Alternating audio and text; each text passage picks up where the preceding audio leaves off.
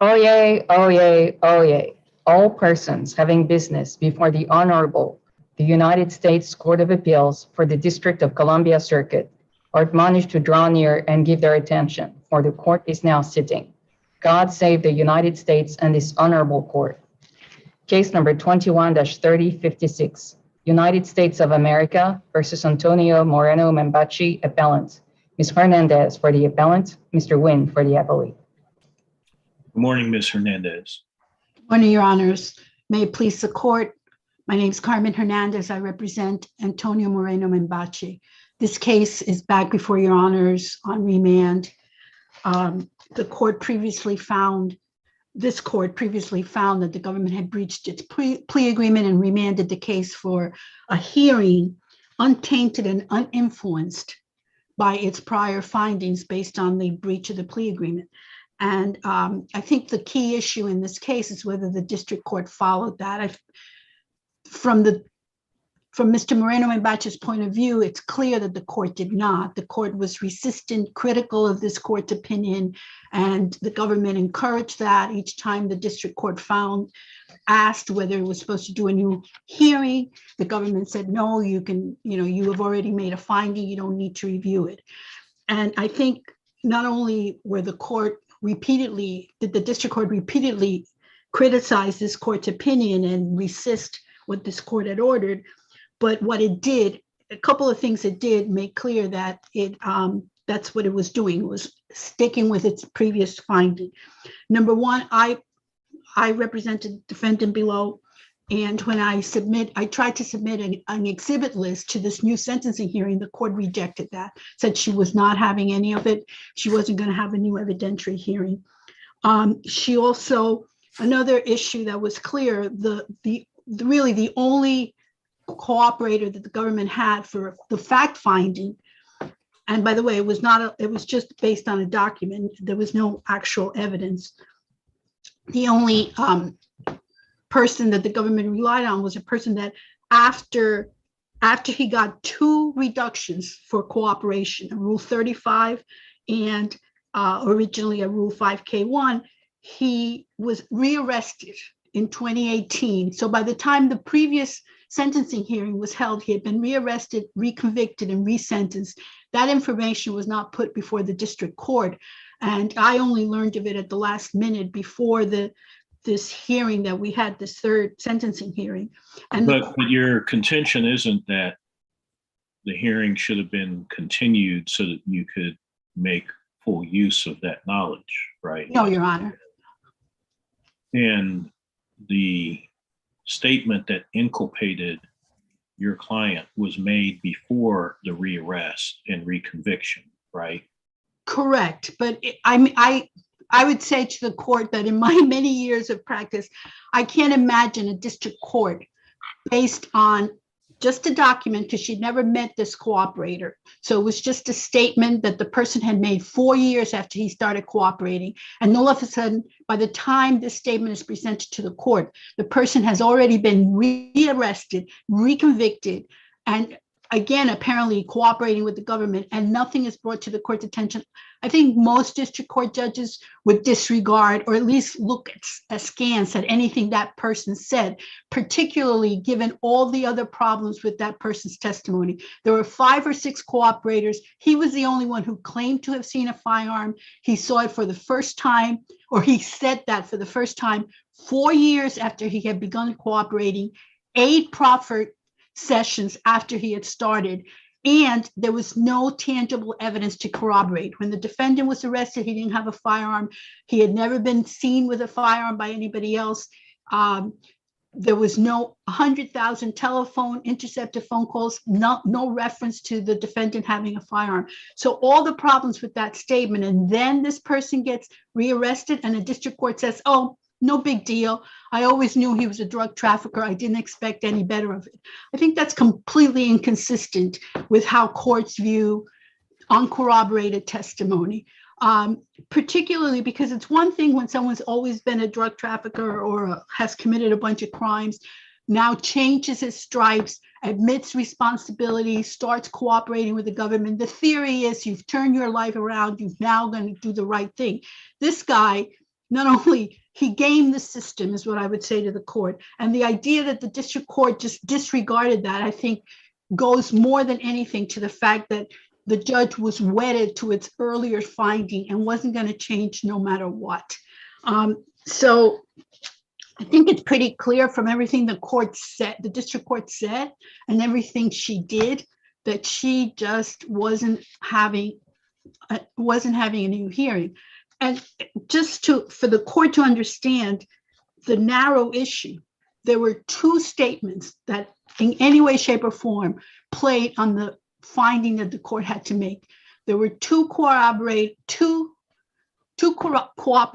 who alleged, one cooperator alleged to have seen a firearm, the other cooperator alleged to have seen a bulge that appeared to him maybe was a firearm. That's it. It didn't need extensive hearing. It just had to do, let me compare these two documents. They never appeared, these two persons never appeared before the court. What was the government's burden, so to speak, with respect to proving this fact? That's an interesting question.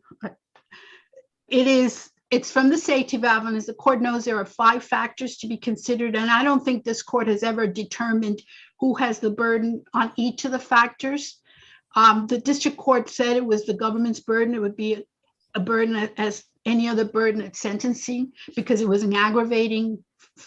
So the safety valve itself is a mitigating factor, which would ordinarily be up to the defense to prove, but each of the 5 factors that must be found in order to make somebody eligible under the safety valve, some are mitigators, some are aggravators, and I believe the district court found that it was the government's burden. And it's a Is it a burden by a preponderance? Is Yes, it by some evidence? Is it by clear and convincing? What is the burden under our precedent? Well, at sentencing, it's a preponderance. Obviously, defense always argues for a higher burden, but no court has found that it's anything other than preponderance at sentencing.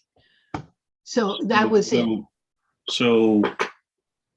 So is it your argument that the finding was clear error, or is it your finding that just that the fact that the district court would credit this and not have a more fulsome hearing just shows an abuse of discretion by the district court? Both. I mean, number one, I think the main issue on appeal is whether the district court followed this court's mandate. And then the second issue, even if it followed the court's mandate, the decision was clearly erroneous and an abuse of discretion in not holding a full hearing. But the primary issue is that I think the record is fairly clear that the court did not follow this court's mandates, and all these factual issues that I'm raising for the court are just evidence of the fact that the district court did not. I mean, I've appeared before. Again, as I say, I very rare that a district court would give so much value to a statement by someone the court had never met, because he never appeared. So there was no demeanor evidence for the court to credit. It was just a blank statement. I think I'm running into my rebuttal time, but well, I'll ask Judge Walker, Judge Randolph, do you have questions? No. I was just wondering, did you file a reply brief, Ms. Hernandez? I'm sorry, no, Your Honor. Okay. It seemed like a pretty straightforward issue. I mean, I think that the issue is whether the district court followed the court's mandate or not. I think that's a pretty straight issue. And I will say one thing, I did not ask originally for a remand to a different judge because I didn't think it was a unique case. I thought the district court, give the benefit of the doubt that the district court would follow the court's mandate. It only after in the hearing, it became clear to me that the court was not, that I requested that the court remand to a different case, recuse herself. Thank you, Your Honor. All right, thank you. We'll hear from the government. Good morning, Your Honors, and may it please the court. Connor Wynn from the United States. In this case, as Ms. Hernandez just articulated, there's really 2 questions at the heart of the appeal. Did the district court comply with this court's mandate in its prior opinion? And did the district court have sufficient evidence to make a finding that Moreno-Membache possessed a firearm in connection with his drug trafficking offense in this case? The answer to both questions are yes. Starting first with the contours of this court's mandate from its prior opinion. First, this court remanded to the district court to segregate its supervisory and managerial status finding from its firearm finding. And it directed the district court to do that through argument and evidence that was untainted by the government's breach of the plea agreement. But this court didn't tell the district court to go about doing that via a new evidentiary hearing. Instead, it commanded only that the district court engage in a new sentencing proceeding. And that's what the district court did here. It received supplemental briefing from both sides, which contained all of the relevant firearm finding evidence that the district court needed. In addition, it had access to the portions of the evidentiary hearing record that were untainted by the managerial status evidence and argument from the last appeal. Then, with that information, it brought the parties in for sentencing.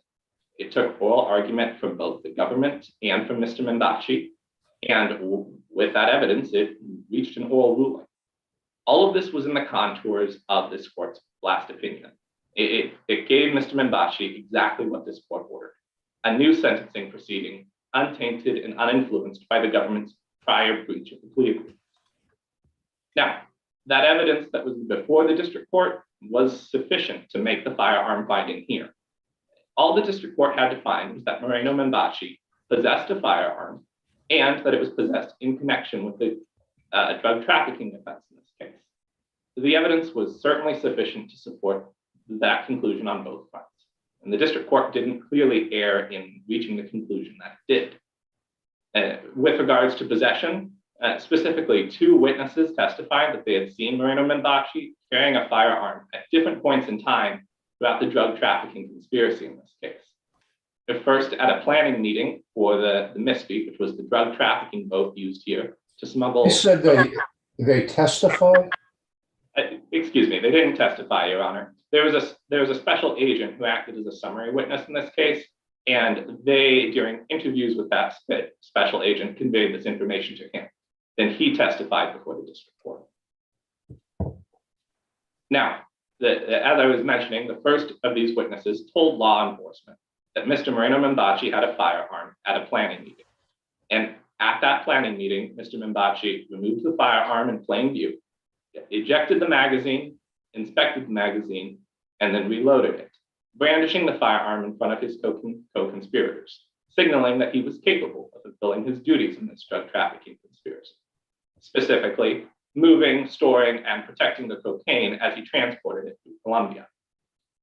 The second vignette came from another of Moreno-Membache's co-conspirators, who said that at the Misfit's launch site, the place where drugs were being loaded and unloaded, he saw Moreno-Membache with what appeared to be the silhouette or outline of a handgun concealed within his waistband. Once again, that was evidence that Moreno-Membache possessed a firearm during his drug trafficking duties in this case. And either of those incidents also shows that the possession of the firearm was in connection with the drug trafficking offense. Whether he brandished the firearm in front of his co-conspirators to instill confidence in them that he would carry out his duties, or whether he carried the firearm around the illegal narcotics in this case to protect the contraband, and both of those would qualify as purposes capable of facilitating the drug trafficking offense in this case. Given all this, the district court didn't clearly err. There was adequate and reliable evidence for it to reach the conclusion it did and to deny Moreno-Membache's request for safety valve relief.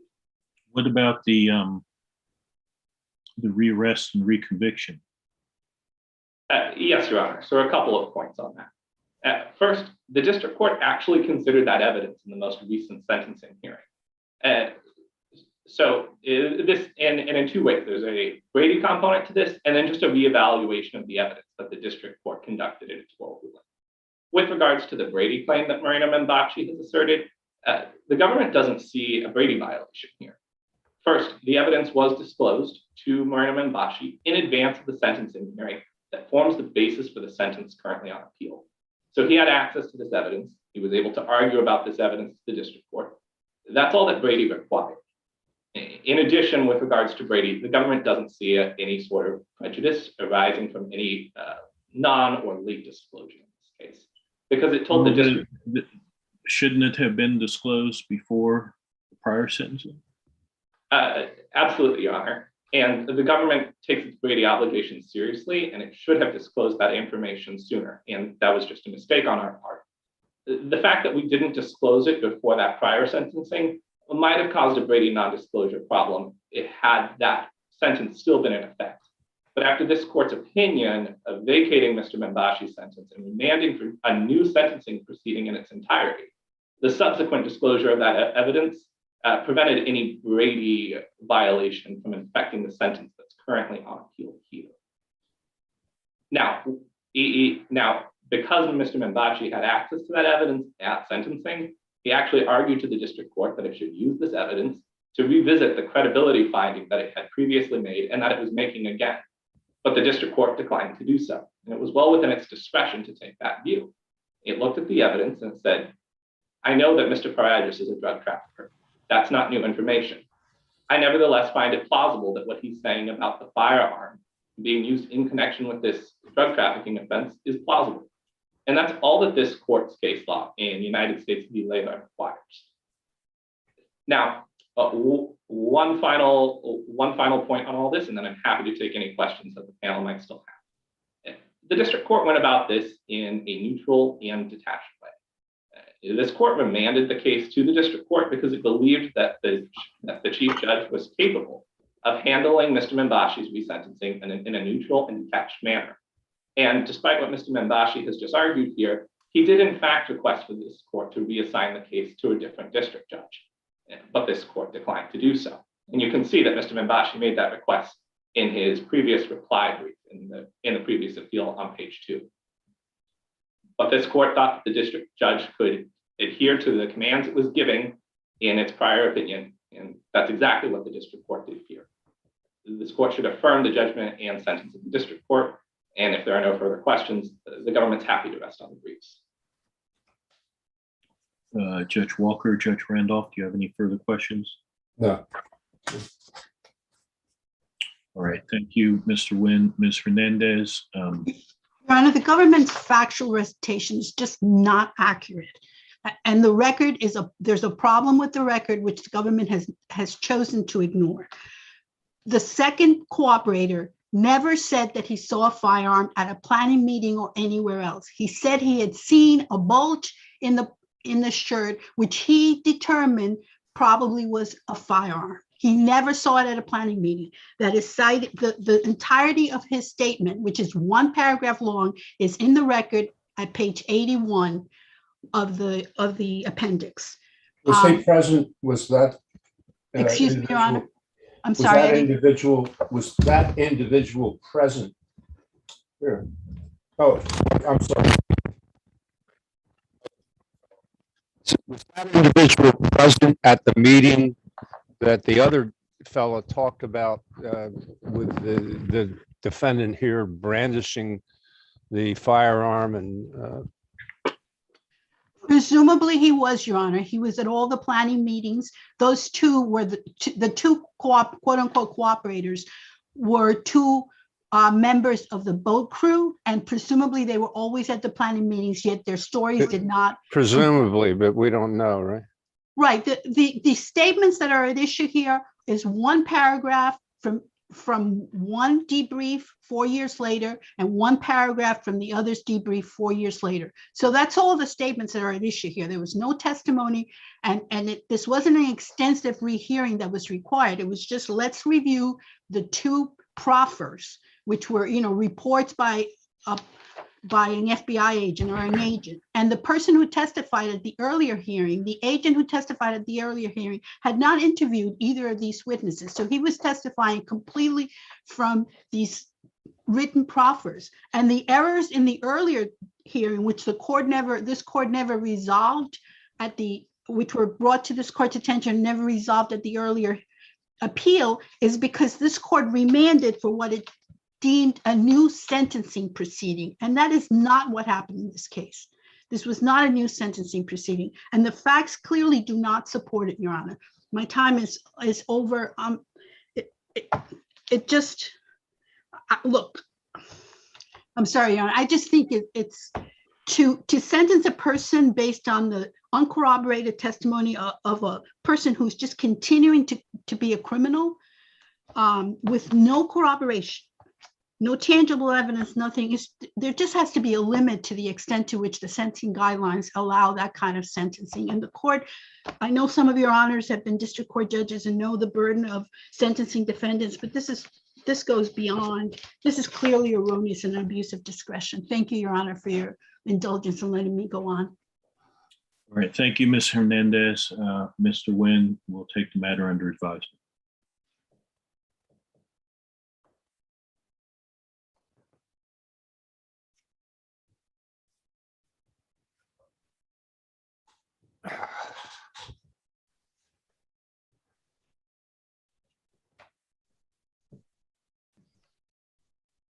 Case number 20-1070, City of Scottsdale, Arizona, Petitioner versus Federal Aviation Administration and Stephen Dixon in his official capacity as Administrator, Federal Aviation Administration. Mr. Tabor for the petitioner, Mr. Heminger for the respondents. May it please the court and your honors. I am Stephen Tabor. I represent the petitioner in this case, the City of Scottsdale, Arizona. There are three reasons why this petition for review should be granted. First, in February 2018, this court vacated and remanded all departure procedures that the FAA had implemented in 2014, including the East Flow departures. Second, That wasn't that was not the remand order. Wait, what you have just said is not what the court ordered. The court ordered vacated the new departure routes. And there were no new departure routes on the for the East. So the only ones that the court vacated were the West. Your Honor, the court, the new departure routes,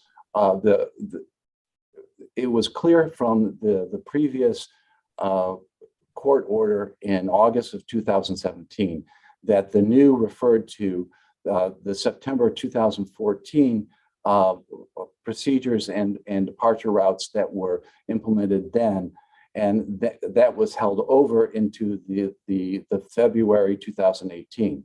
There's no indication from the court. There's no indication from the FAA in its joint petition for rehearing that the new referred to new departure routes and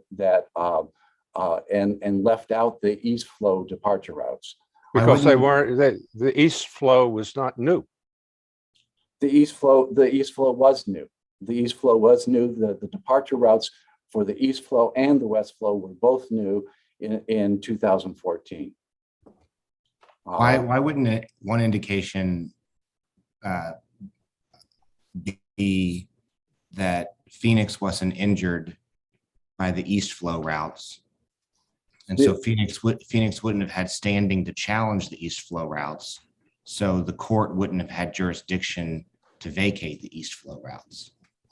Your Honor, the court's decision vacated and remanded the agency action rather than and did not particularize a particular the particular routes. The entire action was vacated. All of the flight procedures and the departure routes were vacated by the court in August of 2017. That was limited to the departure routes in February 2018. There was no indication in the judgment or the mandate indicating that the court's action was limited to simply the western departure routes that were at issue. But Judge Randolph suggested that the court, by using the word new, was not referring to the flights that were eastbound, and you're saying those eastbound flights were new. Where can I go in the record to confirm that you're correct that the eastbound flights were new? The eastbound, we mentioned it in the brief, in our opening brief, in our reply brief, that the indications of that the flight procedures were different than previously in 2014. That Your brief's not the record, at least not the record in the sense I'm using it. Is yes, there a place in the record we can go to? In the record, there are flight procedures that show that the routes taken by aircraft were substantially different than the ones that were prior to 2014. If you take a look at page 362 of the joint appendix, the 2014 procedures, not routes, overlay existing tracks, except for certain areas in the western departure routes. That's correct, Your Honor. However, the new in the order in both the February 2018 order and the August 2017 order meant departure routes or flight procedures that were new as of September 2014 and not new because they didn't overfly the Scottsdale or that there was an overlay. Certainly the west flow that were at issue that Phoenix was concerned about, there were certain portions of the west flow that went over different areas. But in general, the west flow, they were also not new in the same sense that the routes to the east were new or not new. The new in the court's order refers to before September 2014 or after that were new as of September 2014. And it was clear that this was the understanding of the FAA and the city of Phoenix when they filed their joint petition for rehearing in November of 2017, when they understood that all new flight routes and procedures that were mentioned in the August 2017 order met those flight procedures that were new as of September 2014. Even assuming that we vacated all of the routes, not just the western routes, how do you have standing given the one declaration that you have doesn't have any detailed information about increased noise levels? You cite in your reply brief the DNF Alfonso Realty Trust case, but there the petitioners had detailed affidavits that indicated that the FAA's action was essentially the proximate cause of their injury, of not being able to obtain the requisite permits. You don't have anything approaching that in this case.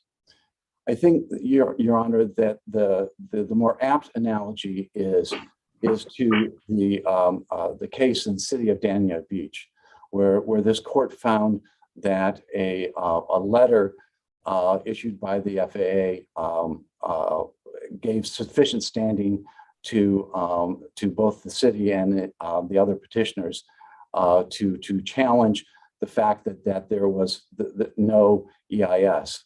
Also in Lujan versus Defenders of the Wildlife, the Supreme Court mentioned the fact that an individual living close to the site of a dam, where a dam is to be constructed, has standing to sue the federal permitting agency for emitting an EIS, even though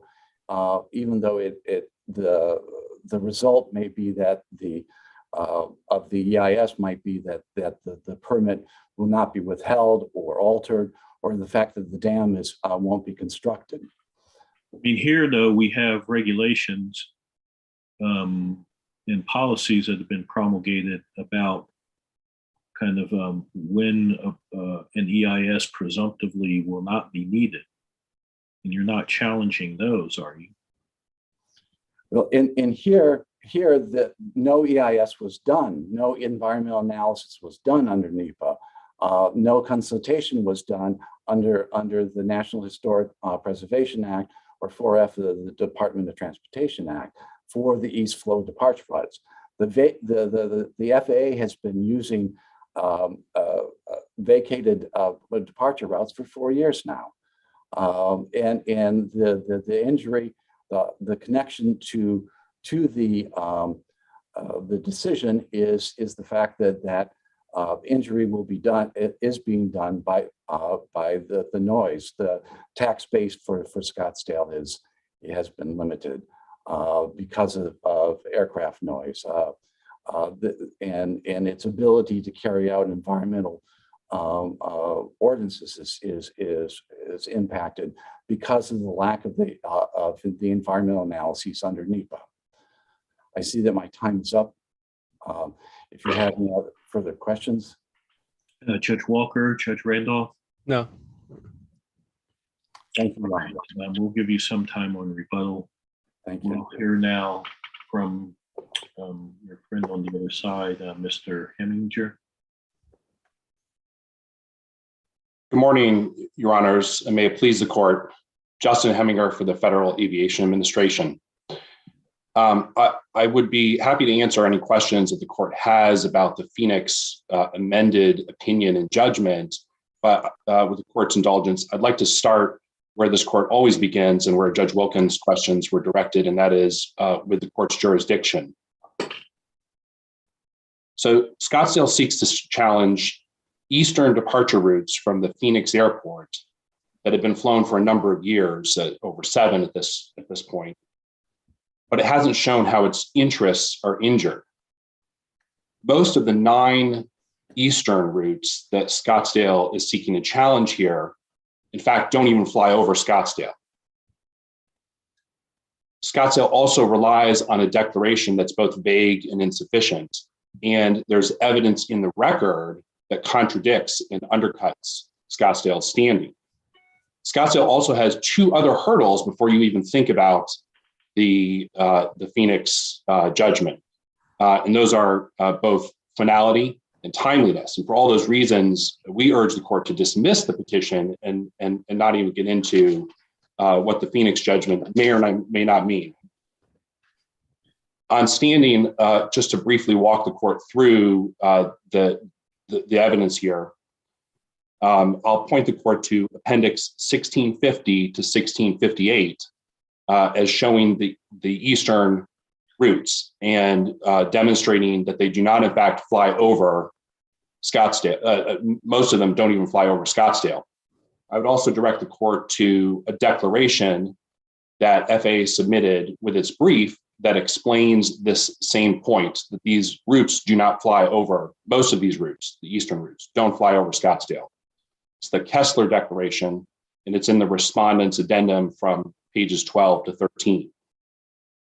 So as to routes, so focusing on Scottsdale's declaration, the Phoenix metropolitan area here is a very crowded airspace, and it's not just the Phoenix airport.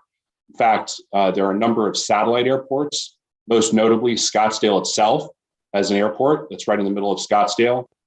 And so you can't just say planes are flying over us. There are planes everywhere in this airspace. I'd point the court to Appendix 1998 and Appendix 2000. Those are charts showing flight procedures, not just from the Phoenix airport, but also from Scottsdale's airport, from Phoenix Deer Valley Airport, which is a little bit to the west of Scottsdale and north of Phoenix. So this is a very, there are a lot of planes flying over this entire space. And then also in the record, I would point the court to Scottsdale's own experts report which undercuts its standing. Scottsdale, as part of its comments in this process, submitted a report from an aviation expert. And at Appendix 2064,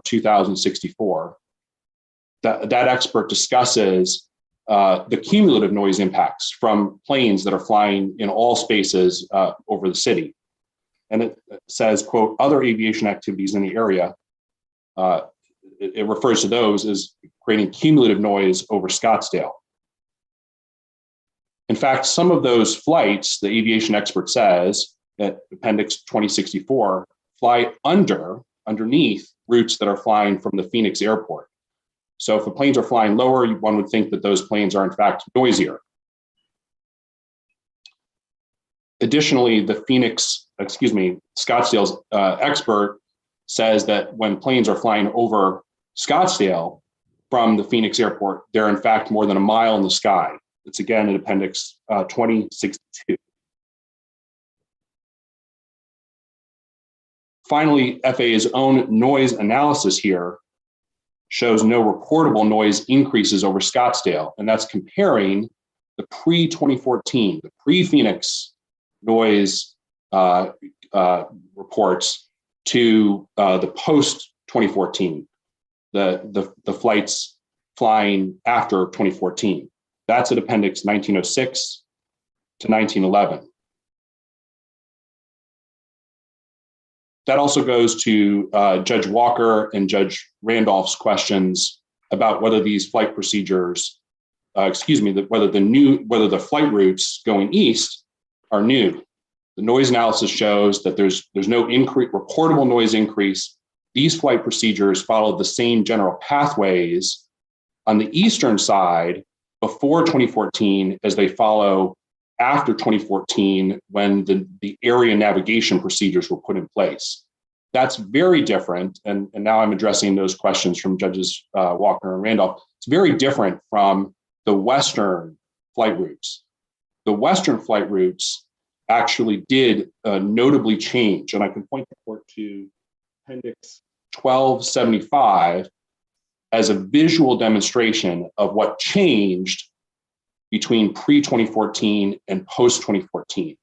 What you see in that chart is that there's a corner cut. Before 2014, the flight procedures would sort of go down and then make a sharp turn up to go north. The current eastward departure, routes were put in place in May of 2018, weren't they? That's correct, Your Honor. So, another question I have, and maybe it's not for you, maybe it's for the counsel for the city, is if the objective of the petitioners is to have the routes changed or reconsidered, then isn't that petition out of time since they were put in place in 2018?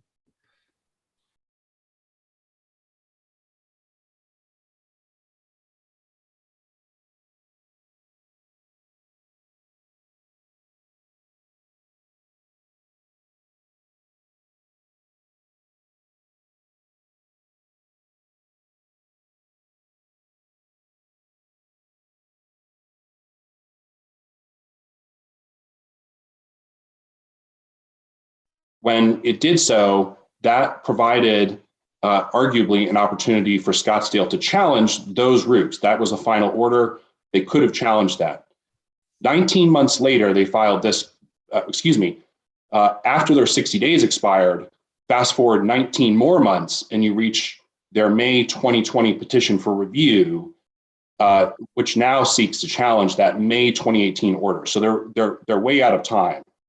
And the statute, the Phoenix case, even though by your argument didn't deal with eastward departures, but it did hold that the final order was the order that put these departure routes in place. And with respect to the east, that's 2018.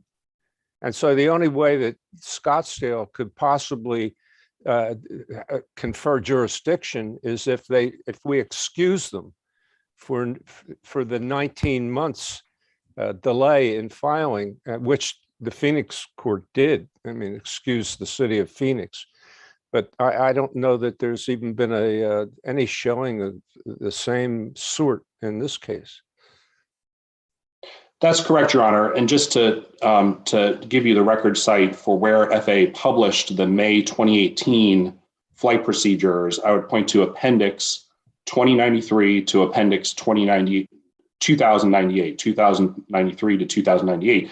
That's where the bidirectional procedures are published in May of 2018. So that's the starting clock under Phoenix, as Your Honor noted, for their 60 days. So, but let's look at the 19 months here. As you noted, you don't have the same sort of evidence in the record as you do in the Phoenix case that would excuse or provide reasonable grounds for this 19 months delay. I mean, in Phoenix, the court said there were serial promises from FAA and constant or near constant engagement with the petitioners during that period of time when they did not challenge those procedures. And here you don't have either of those things in the record to show serial promises from FAA and near constant engagement for 19 months before Scottsdale petitioned for review. Yeah.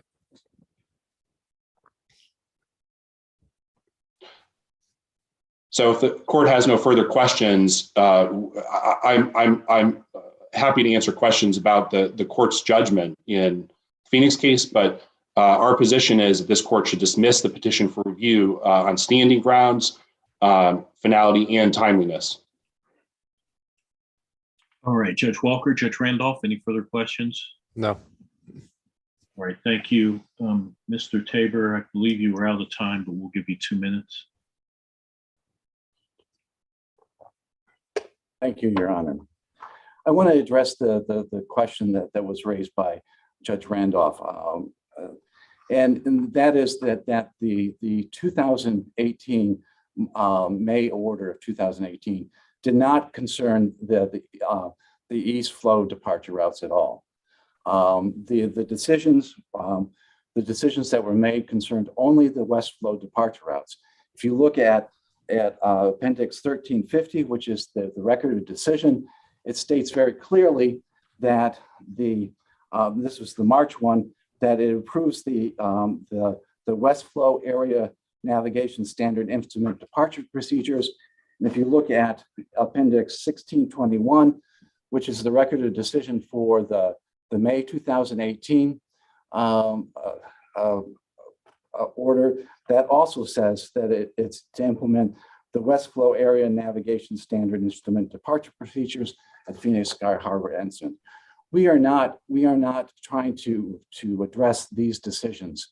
We are addressing the January 20th decision that the FAA made and seek its vacatur and remand so that the FAA can consider the vacated east flow departure routes. Mr. Tabor, do you agree that whatever label we put on the eastbound 2014 routes, new or not new, do you agree that they overlaid older routes? In the same sense that the west flow overlays older routes as well. That was the conclusion of the FAA as well in the categorical exclusion declaration for the west routes. In the sense that are they new? The flight procedures, if you compare the flight procedures between 2014 and the ones that were vacated, they go head east and then take a 90-degree turn instead of heading due west, which is what the ones the current vacated or the prior 2014 departure routes did. Unless, and the other question in terms of standing, we have proven standing. We don't have to do an environmental assessment in order to require in order to have standing, both Lujan versus the Defenders of the Wildlife state that we would have standing in this case. Unless your honors have any further questions, I see my time is up. And we ask that the January 20th decision be vacated and remanded. Thank you. We'll take the matter under advisement. Thank you. This honorable court is now adjourned until Tuesday, March 22nd at 9:30 a.m.